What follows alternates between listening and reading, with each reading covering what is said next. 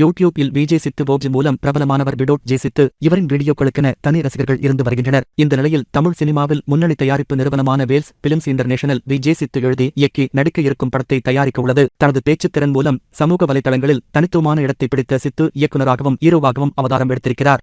இதுகுறித்து ஐசரி கே கணேஷ் பேசியபோது, பிரதீப் ரங்கநாதன், ஜே பாலாஜி போன்ற அறிமுகம் இயக்குநர்களையும் நடிகர்களையும் தமிழ் சினிமாவுக்கு அறிமுகப்படுத்தியது வேல்ஸ் நிறுவனம்தான். அதேபோல் இப்போது விஜய் சித்துவை அறிமுகப்படுத்துவது உற்சாகத்தை தருவதாகவும் கூறியுள்ளார். மேலும் விஜய் சித்து பேசும்போது, சினிமா எப்போதும் எனது கனவு, எப்போது எப்படி என்று தெரியவில்லை, ஆனால் ஒரு நாள் கண்டிப்பாக அடையப் போகிறேன் என்று நம்பிக்கையோடு வந்தேன்.